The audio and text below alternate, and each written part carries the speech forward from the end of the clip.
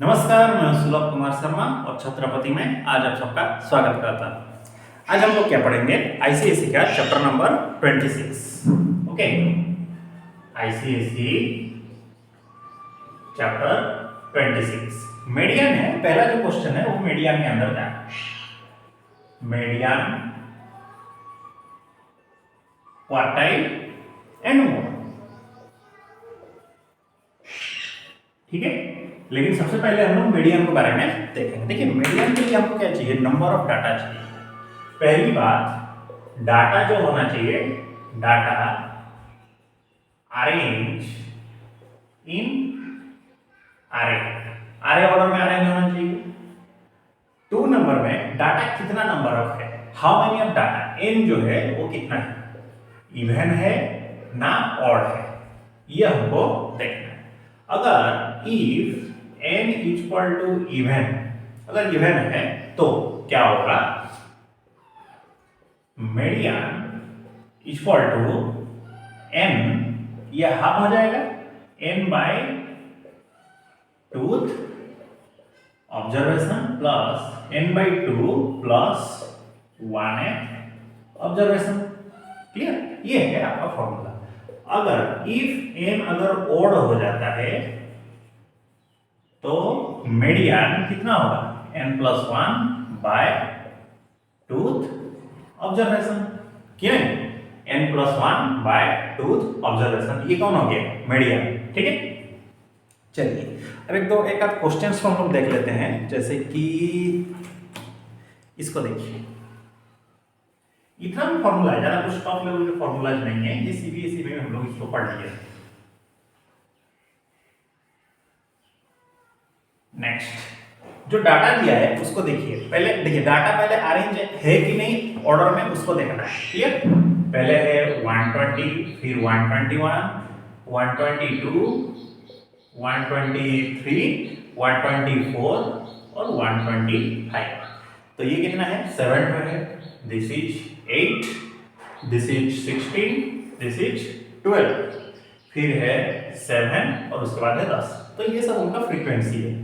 अब हमको क्या चाहिए? Cumulative frequency. तो 7, this is 15, this is 31, this is 3, 4, this is 50, this is 60। मतलब n का वैल्यू हुआ 60, जो कि है एक इवन नंबर। तो मीडियन हम लोग कैसे फाइंड आउट करेंगे इस डाटा का?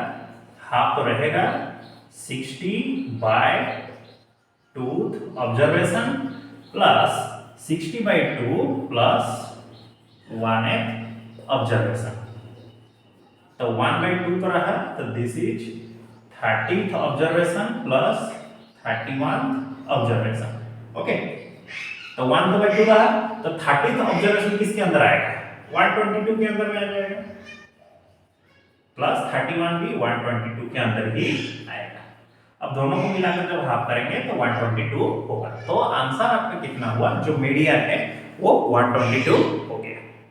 अब चलते हम लोग क्वार्टाइल की तरफ। देखिए, क्वार्टाइल में भी हमको n ही फाइंड आउट करना है, डाटा कितना है दिया है। क्वार्टाइल में भी कुछ खास नहीं है, आपको डाटा को अरेंज करना है आरे में, या तो असेंडिंग में करिए नहीं तो डिसेंडिंग में करिए। तो हम लोग के लिए कंफर्टेबल जो चीज होता है वो असेंडिंग वाला होता है। ठीक है, हम लोग के लिए जो कंफर्टेबल वाला जो चीज होता है ना, वो असेंडिंग वाला ही होता है। ठीक, चलिए नेक्स्ट। क्वार्टाइल जो चीज है, मतलब कोई भी जो डाटा है उसको 4 हिस्सा करना है। क्वार्टर जिसको बोलते हैं ना, 4 हिस्सा में से एक हिस्सा, वही है क्वार्टाइल। क्वार्टाइल, ठीक है। आपको डाटा को देखना है, डाटा क्या दिया है, कितना नंबर ऑफ डाटा। देखिए, एक लाइन को अगर हमको तोड़ना हो, 4 हिस्सा करना है, तो यहाँ पर एक काटेंगे, यहाँ पर एक करेंगे और यहाँ पर करेंगे। 1 2 3 4 हिस्सा होंगे।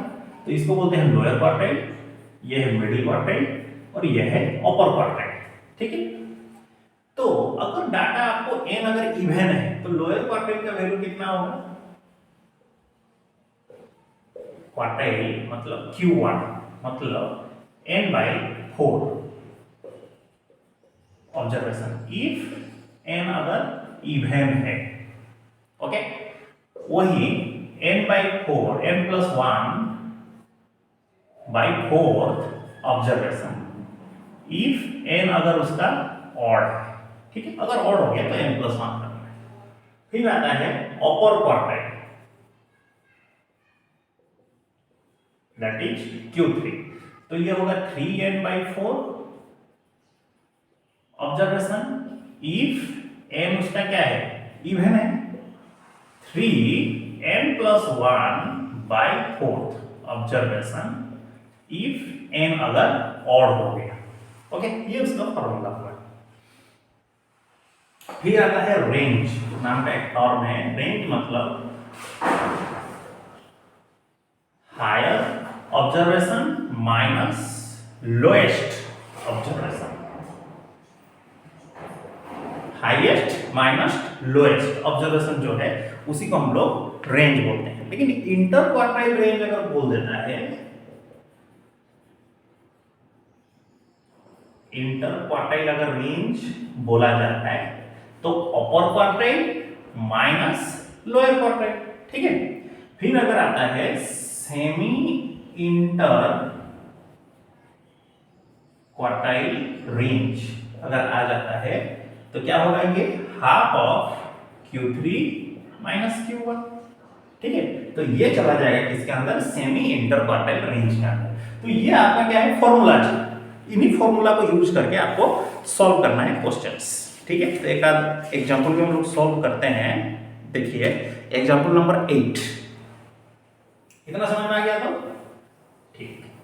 आपको फिर कैलकुलेट करना है पहले जी n कौन है। हाँ, जो बीच वाला जो है, ये जो Q2 था वो कौन था, वो मीडियन था, ठीक है। क्योंकि कोई भी डाटा का जो सबसे सेंटर में होता है वो कौन होता है, बीच में जो होता है, मिडिल में, सेंटर का नहीं, मिडिल में जो होता है वो मीडियन होता है, ठीक। यहाँ पर जो हम बनाए थे ना लाइन में, जो Q1 Q2 Q3 Q2, तो ये जो Q2 है ना यही मीडियन है, और मीडियन को फाइंड आउट करने के लिए फॉर्मूला हम बता ही दिए हैं, ठीक है। तो एक क्वेश्चन को देखते हैं हम लोग। जैसे कि हाइट्स बोल दिया 151 152 153 154 155 156 और 157। तो ये हो गया 6 3, फिर आता है 12 4, फिर आता है 10, फिर आता है 8 और आता है 7। अब इसको क्यूमुलेटिव फ्रीक्वेंसी में कन्वर्ट कर दीजिए।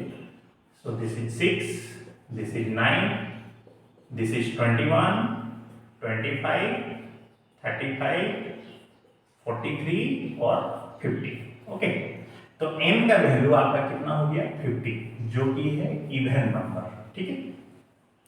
हमको क्या चाहिए, मीडियन चाहिए। मीडियन तो फाइंड आउट कर ही देंगे, हमको क्वार्टाइल वगैरह के हिसाब से चलते हैं। तो लोअर क्वार्टाइल का वैल्यू कितना है, n/4 मतलब 50/4, दैट इज 12.5 ऑब्जर्वेशन। तो 12.5 ऑब्जर्वेशन मतलब कितना, 13th ऑब्जर्वेशन। ओके, तो 13th ऑब्जर्वेशन किसके अंदर आ रहा है, 153 के अंदर आ रहा है सेंटीमीटर। और Q3 जो है 3 × n/4, तो 3 × 12.5, 5 3 15, 5 137, मतलब ये हो गया 38th ऑब्जर्वेशन। तो 38 ऑब्जर्वेशन किसके अंदर आ जाएगा, 156 के अंदर आ जाएगा, ठीक है। क्योंकि यहाँ पर 48 लिखा है, 43 में लिखा है, तो इसके पास कौन कौन है, 36 से लेकर के 43 तक लोग हैं, ठीक है। तो हमको क्या चाहिए, 38 चाहिए था, तो इसी के बीच में 38 है ना, तो 38 का कौन है, 156। फिर बोला आप inter quartile range find out करिए, मतलब इंटर क्वार्टाइल रेंज मतलब Q3 minus Q1, 156 minus 153, that is 3 centimetre. Okay, तो ये हो गया आपका इंटर क्वार्टाइल रेंज, क्लियर। तो आज आप लोग का यही होमवर्क है, 26A एक्सरसाइज को आप कंप्लीट करके आइएगा अगले क्लास में, ठीक है, कंप्लीट, ठीक है। चलिए मिलते हैं हम लोग अगले क्लास में, तब तक के लिए सी यू नेक्स्ट, जय हिंद।